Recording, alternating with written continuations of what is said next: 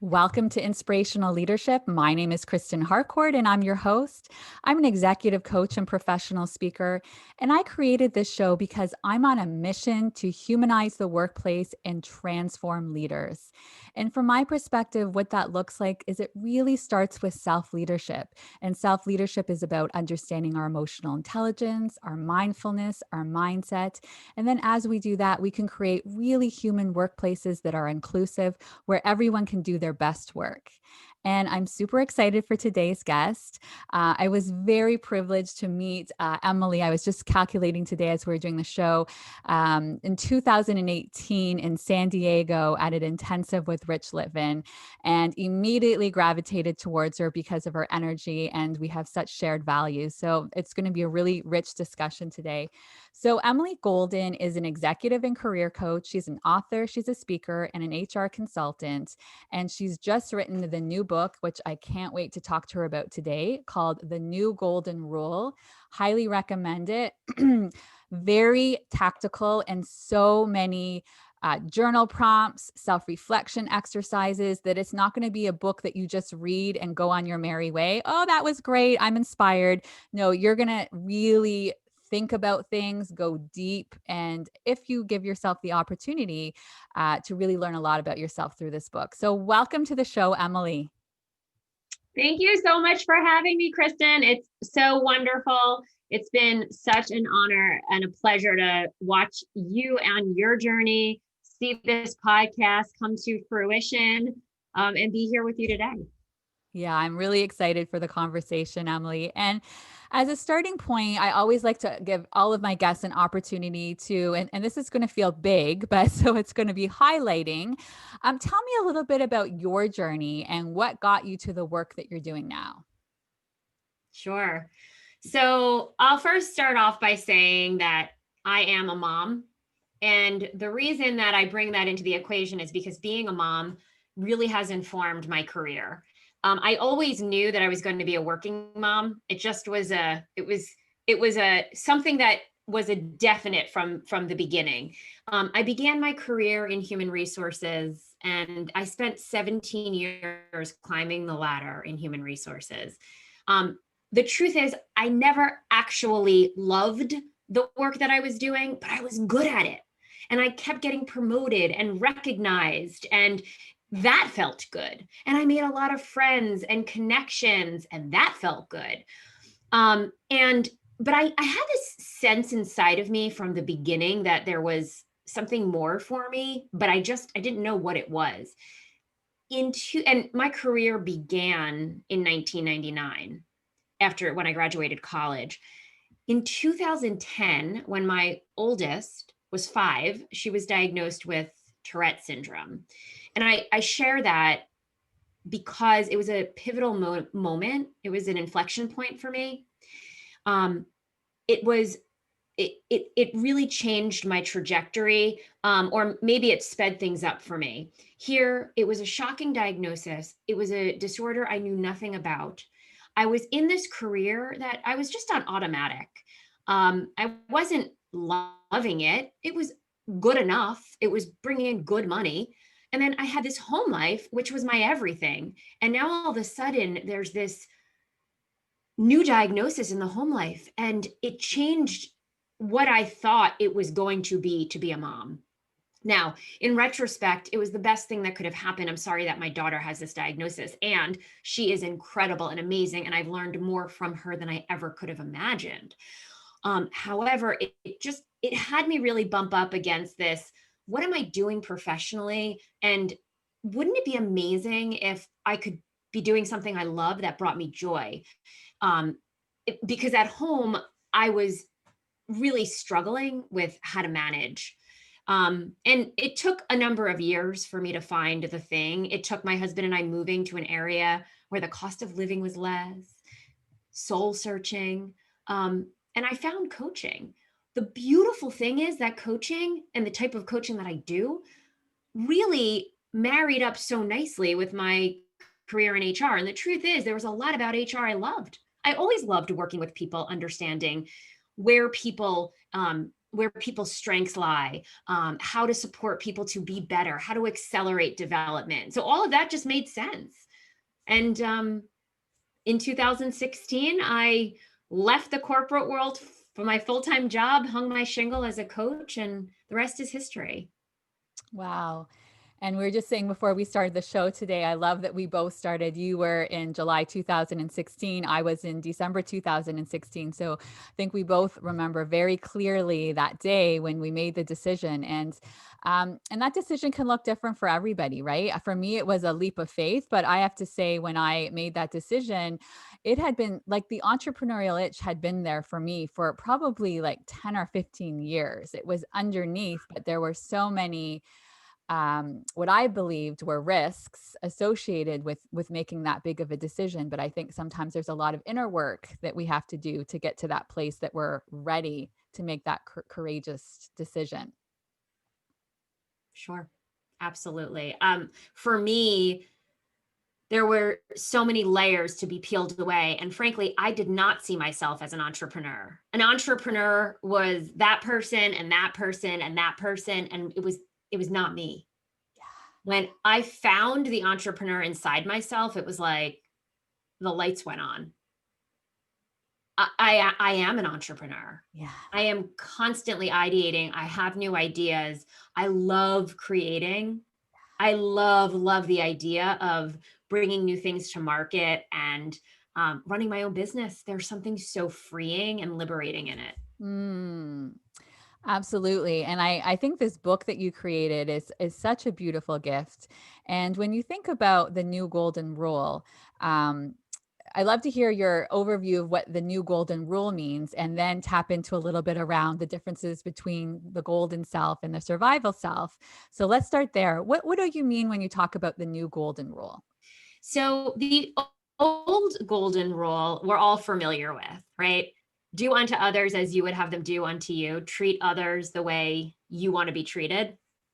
And as I was in my process, I realized that there was something flawed, or for me, something flawed in that mentality. And look, I'm all for treating others well. But what I learned is that it's the relationship we have with ourself that informs how we relate to others always. So the new golden rule is to treat yourself the way you want others to treat you.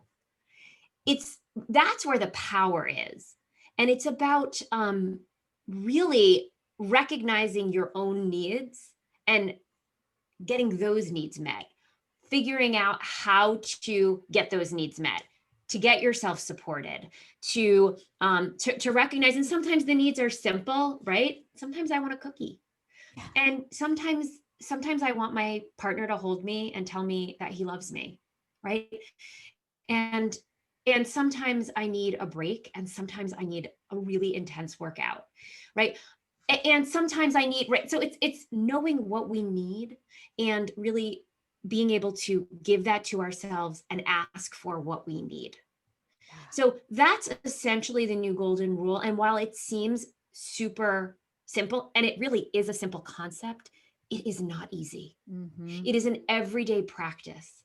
In fact, on the days where I am struggling with anxiety, which is along for the ride in this lifetime with me, I will often say, how am I going to apply the new golden rule today? I am living this rule myself every day. And it's become a thing in my family. You know, how are we applying the new golden rule? My clients, how are you applying the new golden rule? So I believe in this. I believe in it to my core. And I think that if we are living the new golden rule, we're naturally kinder and more generous to people because we're giving ourselves what we need. Yeah. So part of the process is building self-awareness. So it's understanding that we're made up of, I say, these two pieces: the golden self, highest and best you, and the survival self, the survival instincts. These two pieces are part of you no matter what. They're not going away. The idea is not to make the survival instinct, the survival self go away, and the golden self to be, loud. Or to be like in the forefront. It's not that. It's to recognize that you've got both of these pieces of you, and to be able to make a choice as to where you're coming from in any given situation. So we first need to figure out, who are we, right? That golden self, that's the essence of who you are. That's who you've always been, your being. It's who you are when you are walk into a room. It's what is missing when you leave a room. When, I say to people, what the best way to find out what your golden self is, who your golden self is. Oh, Emily, you just got muted there. You got muted for a second. Oh, can you hear me now? You are back. Yes. Oh, thank God. Okay. Well, interesting. My computer just lost touch with its golden self. You were just talking about what that looks like to like really figure out what it looked like. Who is that golden self, and find out. I'm thinking you might be talking about even getting feedback from others. Exactly. So we are not the greatest correspondents of this piece of ourself, because we've lived our life and we have these stories about who we're not. So I always suggest going out and asking other people, what's my superpower? What shows up when I do? What qualities do I bring to a room? What's missing when I leave the room? What can you always count on me for? Mm-hmm. My golden self is passion, radiance, vision, wit, love. That's who I am. I don't have to, I everywhere I go, I bring that. And then there's this other side to me, which is this survival piece, this piece that has been born of, it was born early in my life, and it was born of fear. And it's gotten me actually quite far. It's the piece of me that I relate to in the book as a perfectionist, as a people pleaser. And it's not all bad. And it does get in my way, right? So it's the thing that when I was trying to get my father's attention, and I have a wonderful relationship with my father, I love him dearly, and I've done a tremendous amount of work. But for years, he was doing his own thing, and I was trying to get his attention. And so I learned that if I just worked harder, did better, and stood out more, then I could get the attention. And so that's part of my survival self. And that's not where I want to come from most of the time. Certainly not where I want to come from in my day-to-day work with my clients, right? I want to be giving my clients space. I'm an executive coach, right? I want to be supporting my clients to shine, right? As a parent, I don't want to be coming from that place, but sometimes it will automatically happen. So just knowing is access to being able to create a shift. And I could spend hours talking about the difference between these two. Yeah. But just to kind of scratch the surface, that's a high level overview. Yeah. And I think there's some important things that you've said there, because this is the work that I do as well with clients. And it's, first of all, understanding, because I hear this a lot too, with it's we want to just like battle. We want to get rid of the survival self. The survival self's not allowed. I'm like, no. We want to have love and kindness for the survival self, because it was created to protect you, right? A lot of times it's because I think about childhood and different times where things showed up, and that's the way that you knew you didn't have the same resources to understand how to protect yourself. So these are different things that you created to keep yourself safe. So it's having lots of love and kindness when it's showing up. But I love what you said there too around the golden self, which I talk to a lot in terms of the most resourceful self, and being able to access that because it is so much of the being. And I find a lot of times with leaders, and I'm sure you've experienced this as well, is there can be so much focusing on the doing, especially with our type A high achievers, go, do, but not enough time and space to really reflect on who they're being, and aspirationally, how do they want to show up? What does it look like for them to show up as that version, and still having a lot of self-compassion and grace on the days that that person doesn't always show up, because we're humans. And as humans, we're not going to be that golden self every single day of every minute. Exactly. Exactly. It's so important. And I think, because I work with so many people who are high performers and tend to have that perfectionist context, once they get, oh, there are these two sides of me, they want to do it perfectly. Like, oh, Yes. why am I still coming from my survival self? I Yes. Yes. have some compassion. Often I'll say, let's just turn the volume down. Like let's practice just turning the volume down on the survival self, like 10%, turning the Yes. volume up Yes. on the golden self, Yes. 10%. Like, let's just Yes. start there. Yes. Yes. Yeah, it reminds me of when it's been like that with meditation, right? Oh, I'm now doing meditation. I have to be a perfect meditator. I'm like, that's the one place, guess what? We're not going to be able to escape thoughts. We all have thoughts. And so let's welcome them in. It's the awareness and training your brain. So I love that example that you gave. So I want to drill into a couple of the different areas that you notice when it comes to leadership development and coaching, and some of the common themes that you see with leaders within organizations.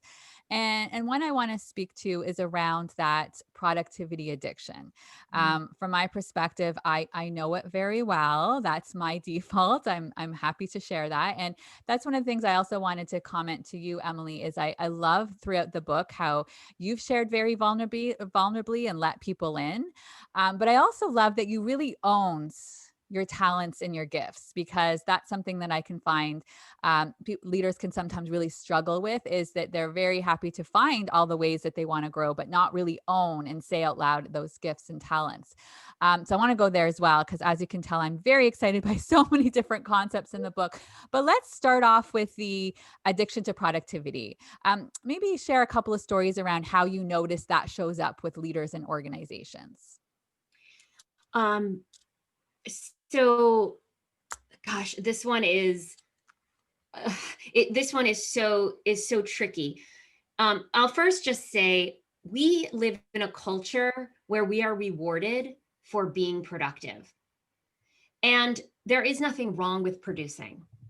It is when we are defining who we are, good, bad, right, wrong, by that productivity, that it becomes a slippery slope. So I will find, I'm thinking about a particular client I've worked with who told me, this is an extreme situation, but was working on a project and was working 16-hour days, wasn't sleeping, wasn't taking the care, was eating a very specific prescriptive amount that wasn't taking too much time or energy. It was like a specific trail mix or something. And he was on autopilot. And the impact was he actually got all the work done and he did it at a really high level. But as you can imagine, when you are operating with that level of intensity and like, gotta get it done, there's an impact to the people that you are working with. There's an energy that you're bringing. There's that intensity. And I always like to say, it's like the what is getting done, but the how leaves something to be desired, that really, the visual of like the dead bodies in the wake, right? So that's one way that this addiction to productivity can show up. And then, I've often seen also in clients, continuing to be productive. They're the person in the organization that is known to get it done, get it done, get it done, get it done. They keep being assigned more. They keep being given more. And beneath the surface, there's resentment. They're angry. They're frustrated. How come I'm doing all of this and Joe and Jim and Jenny, aren't? And, and I'll, as a coach, reflect, look at how capable you are, right? And look at what you've enrolled the organization in, that you get it done. And so, so part of it is that it is the individual's need to be recognized has them continuing to take on more and more and more. So we need to actually take a look at What has you needing to be recognized? What have you created in terms of this perception that you've enrolled people in? And how do you really want it to go? Because if you are feeling resentment, then likely this isn't something you want to continue. You want to keep. Another thing that happens with this addiction to productivity is we have an awareness that, I'll see this with leaders, that another area of life is really suffering, but there's this justification. Well, I do such a great job here at work that it's okay that I missed this with my child or that with my wife. I'm doing such a great job here and at work.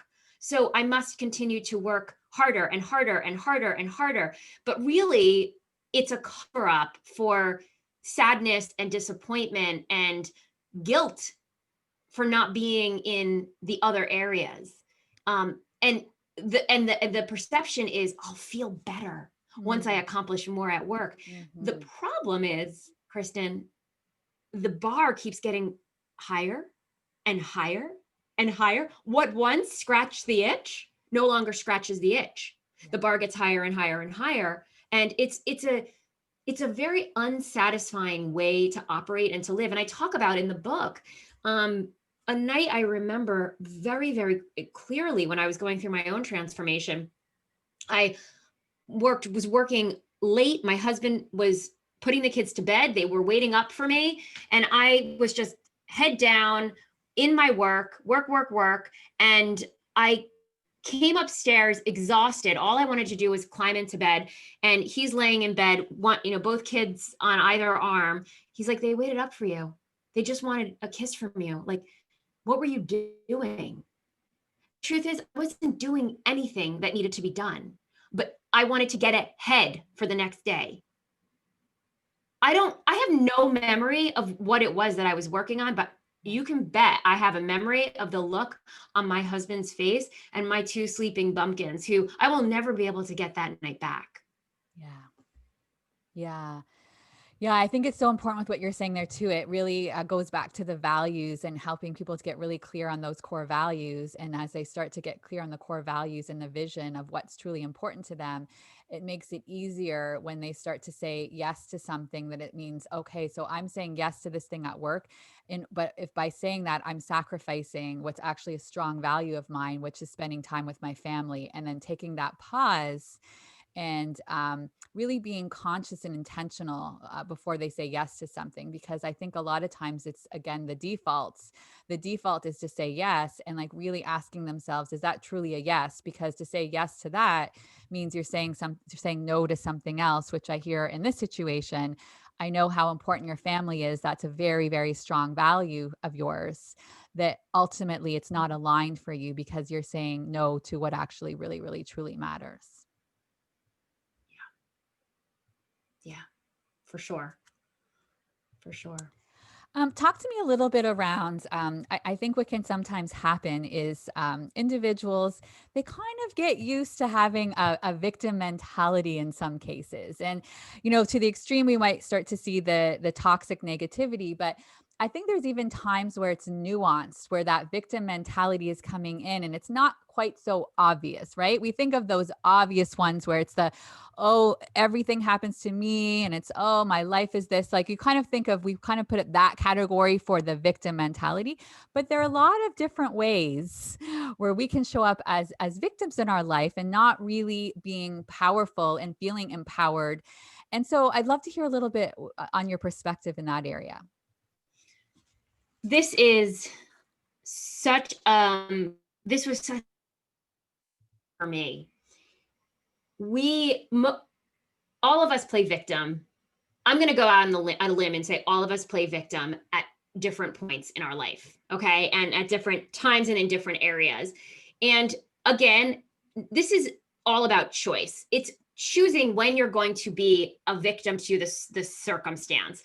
There are times like this morning where I was a victim to my circumstance of being in a warm, comfortable bed. And I decided not to get out of bed. I was a victim, right? I chose it and I empowered that choice. When I bring the concept of victim to my clients, there is often a visceral response, and they're able to say, "Oh, I know a victim in my life," and it's that, like you said, that very clear "woe is me" person. Being a victim includes that when someone is pointing a finger at someone else, at the organization, at the way things are. When someone is when a leader is saying, well, things are just the way that they are, that is actually being a victim to the circumstance. And so the antidote, and there are so many examples, I'll give it a little bit more thought, but the antidote to being a victim is to take full responsibility and ownership. So it's not unusual when I'm meeting with a client for the client to go up with a ton of complaints about other people. This one is, doing this. I got this email. That one is, on my team isn't performing, blah, blah, blah. And I'll let the person often complain and do what they need to do for a few minutes. Then I'll pause them and ask, may I interrupt you? And I'll say, got it. There's a lot of complaints in this space. May I reflect something? And I'll often say, the thing that's missing here is, what is your responsibility in all of this? What can you take ownership for? And after the, I don't want to hear that from you, Emily, there's the, well, if they really are willing to take a look, there is something to be responsible for. There are many things to be responsible for, to take ownership for. And it's from that responsibility and ownership that they then have power and access to change. But as long as it's everyone else's fault, as long as it's because I am the way I am. That, by the way, is a victim mentality. My husband and I remember 2 years ago, we were taking a walk. I said something to him. He said, well, I'm just that way. That's just the way I am. And I said, well, wow, don't our cells change like every 7 years? Like, you are always changing. That's what you are. Right? So taking responsibility is the antidote. But victim mentality is so insidious. And I like to say with my clients, I become the victim often. I get coached once a week because I don't recognize half the time when I'm being a victim. And this is the line of work I am in every day. So we can't read the label of the jar from inside the jar. So we often need that reflected. And, depending on how practiced we are at the work, sometimes it's a small reflection and, oh, okay, that creates the shift. But power lies in recognizing, yeah, you're a victim. You're being a victim. We live in a culture that has trained us to be a victim, and there is no power there. Yeah, I think it's so important. And I'm glad we went into this in a little bit more detail. And I think that's such a powerful part of what happens in coaching, which is holding up that mirror. And I say to clients, like, you can expect for me to always show up with so much empathy and love and compassion. But what they like to describe as, I describe it as fierce courage, they describe it as tough love. My role is also to tell you things that other people aren't going to say and to reflect that back to you, because other people are so quick and so happy to join in. Yes, that's right. I always see that happening. Absolutely. I affirm what you're saying. And it's like, okay, so we're just not going to do anything with this. So that's just the way it is. So we'll just have to go on our merry way. Well, again, like you said, that's not giving you an opportunity to find new ways of doing things, new possibilities. And I think that's the part where we can be so much in the weeds that it looks like, well, it's just like this. And then when you start to open them up and see, well, maybe there's other possibilities, maybe you're contributing to this situation in some way.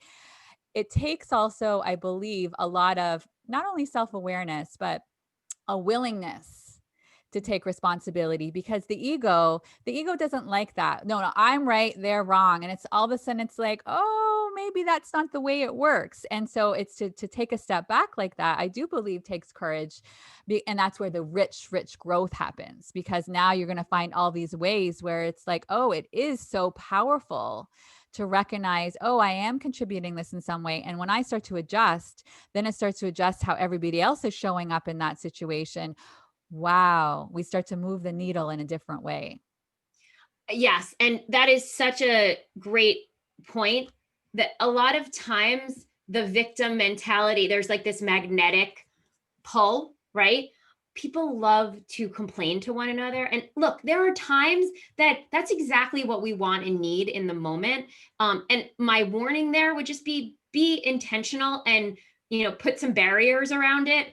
But because there is sometimes that does meet a need.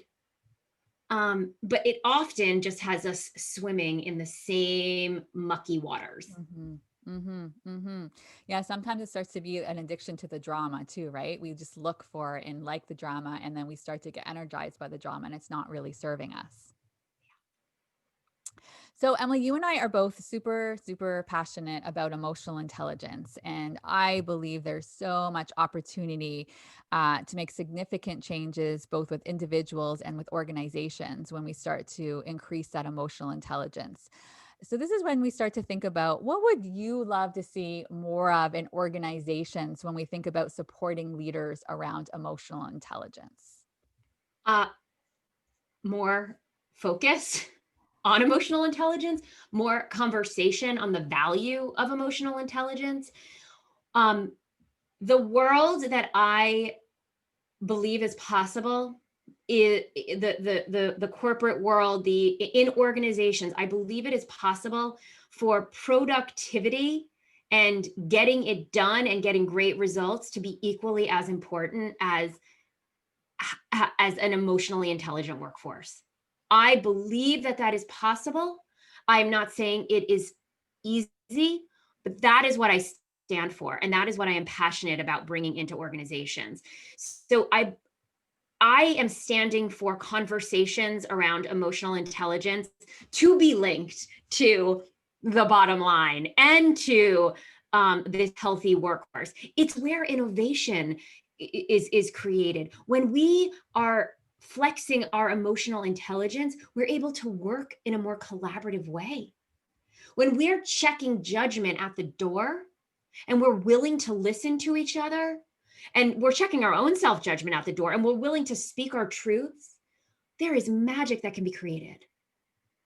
When we are able to manage our stress, get our needs met, right? Plug for the new golden rule there. Get our needs met. There is so much more that is possible. It is not soft stuff. It is not. Mm-hmm. It is so incredibly critical. It's funny because I work with a lot of very masculine leaders, and they'll say, we have to talk about the emotional stuff, right? At the beginning. And by the end, there these minor shifts from each session have created these exponential awarenesses that are impacting not just what's happening at work, but in their personal lives as well. Emotions are part of our lived experience. Brene Brown says she says something like, we like to relate to ourselves as cognitive creatures with emotions sometimes, but we're emotional creatures with cognition sometimes. Yes. Right? So just like a workforce that is emotionally intelligent and that is developing, the thing about EQ, as you and I both know well, you can develop EQ. IQ fixed, done. By the time you're in the workforce, your IQ is fixed according to science. EQ can be grown throughout your career. Why are we not doing this? How come? Right? So we are. I'm not being a victim to that. I am out in front. We are. Yeah. Well, and I love like several of the things that you said there. I think one is even the word emotional intelligence. And when people hear that, they, especially I work with a lot of linear thinkers as well. So their perception of what that means, like, oh, that means now I have to go to work and start crying when I'm feeling sensitive. I'm like, no, that is not what emotional intelligence is. And how I love what you're saying there too, because how transformational it is when they go on their own EQ journey and start to recognize, oh, my self-talk. Oh, that has to do with emotional intelligence. oh, my lack of awareness. And you use an example here, and I wouldn't mind touching on this one as well, is that they think they're being perceived by everyone else in a certain way, and they're not. So how they're showing up and their emotions are not actually very connected to what they're saying. They're holding back, or they're saying one word, but their frowns and their language and their body language and all of that is saying a different thing. And when you think about things like problem solving, and when you start to be more aware of those emotions and you can regulate, wow, because how often are problems or solutions coming from that space of not being cognizant of what's coming up for you and those emotions. So, and we could go on and on. There's so many ways. And I think it's also important what you said is that we are whole people.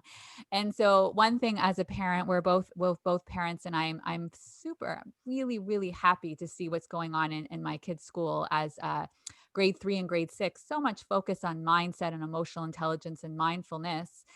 And from my perspective, when you start to help leaders who sometimes are also have children, it's showing up how they're going to be as a father or a mother outside of the workplace as well. It's not this that we compartmentalize and, oh, we're this one person at work and then we go home and we're this other person. We won't bring these things over. They're all connected. Mhm. Absolutely. Absolutely. And I talk about that in the book a bit, just how being a leader is being a parent, and being a parent is being a leader. And that it's, often, especially for my very linear thinking clients, I love when they have kids because I can relate it to their children when we're talking about someone on their team or a peer. It helps to give that example. Exactly.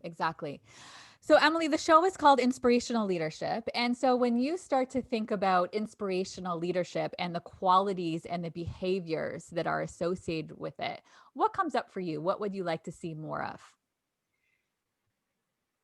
Vulnerability. And when I say vulnerability, please understand, I am not talking about people sharing things that are not relevant, but just for the sake of being vulnerable. I think culturally we've kind of taken this and like we've almost like packaged vulnerability. Be honest, be who you are. So leadership to me, inspirational leadership is being more of who you are every day.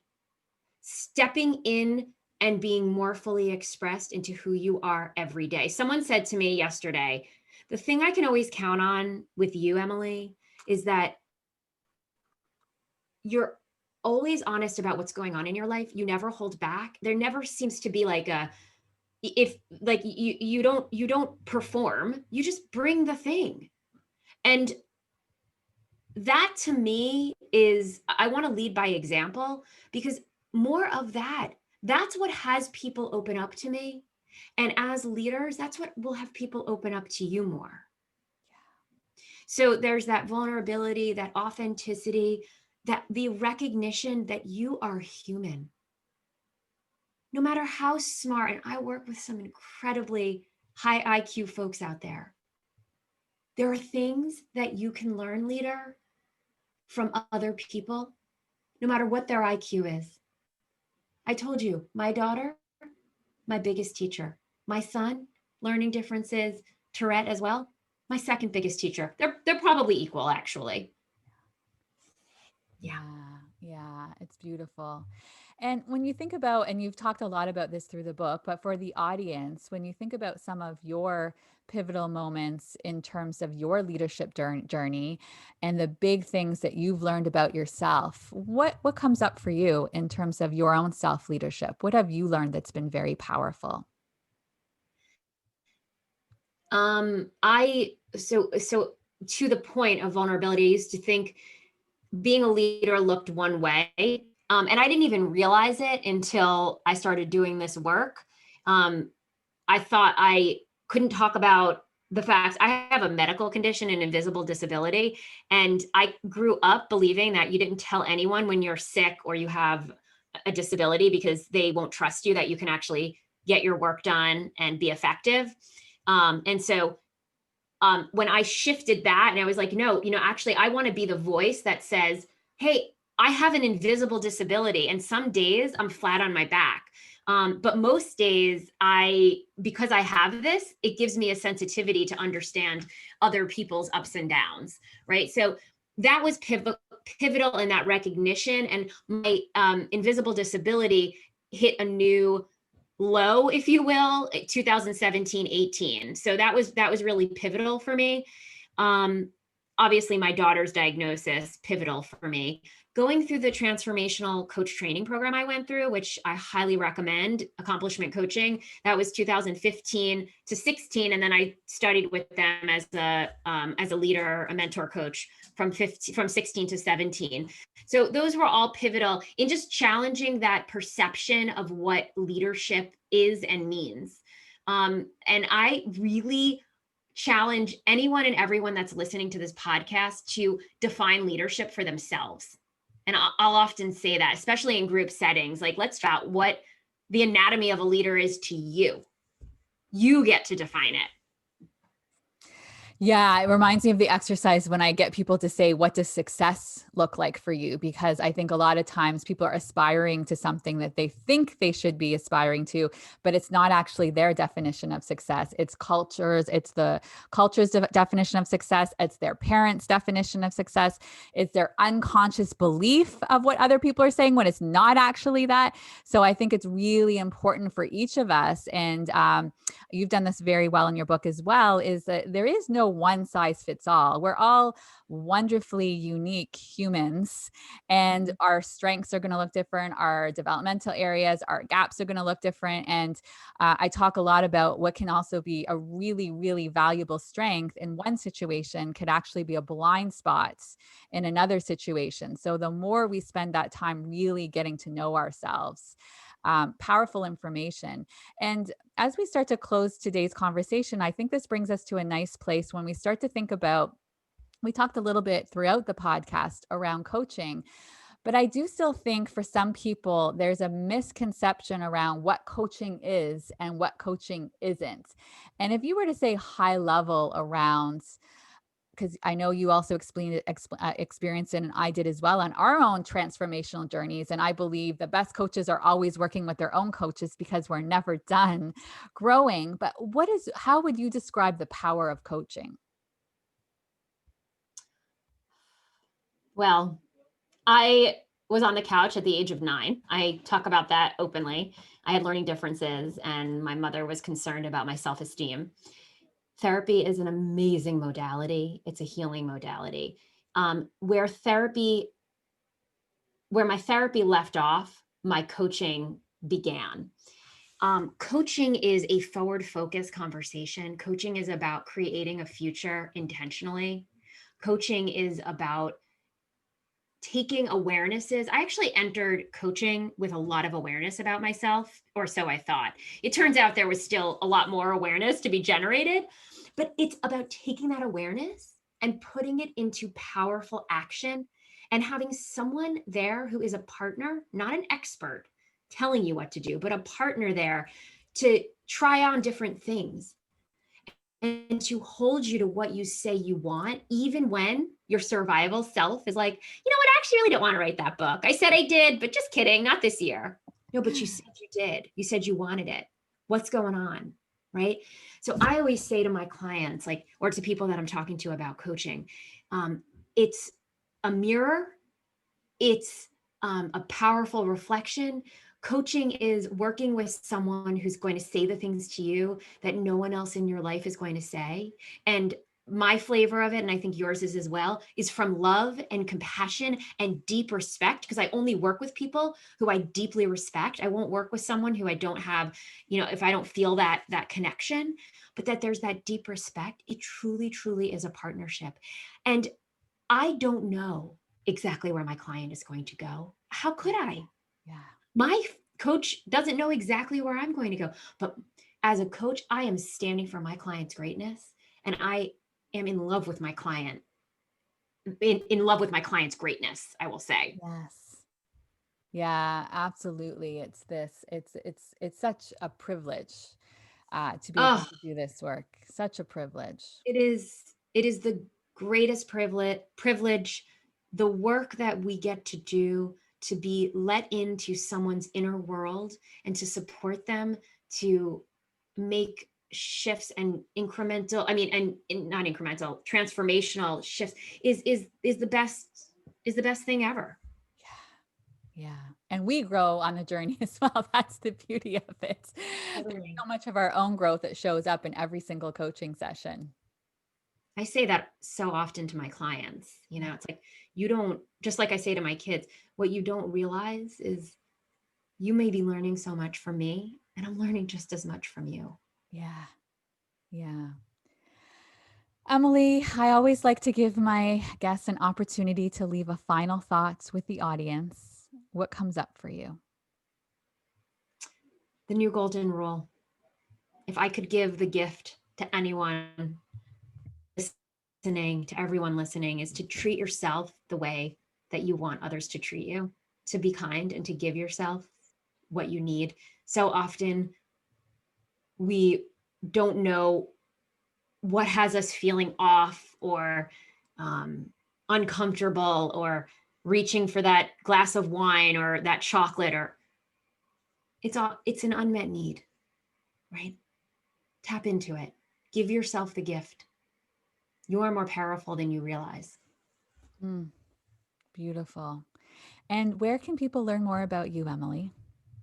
So my website is, well, there's the new golden rule.info, which has information about the book, where to get it, some downloads on the book. And then I also can be reached at golden-resources.com. I love to play on LinkedIn as well. I try to shoot some videos and put some content out there. So feel free to connect with me there as well. Amazing. And we will have all of that in the show notes. And I want to wish everybody who is listening to this episode today a wonderful day, whether it's morning, afternoon, evening. That's the beauty of a global audience. And a reminder, please, if you're enjoying this podcast, go on KristenHarcourt.com and you can subscribe to get episodes first thing to your email when they're released. And let people know about the podcast. It's really grown organically. And I think this is a really important mission. Thanks, everyone. Thank you. Thanks for being here, Emily. Thanks for what you're doing, Kristen. It's beautiful work, Thank just like you. Thank you.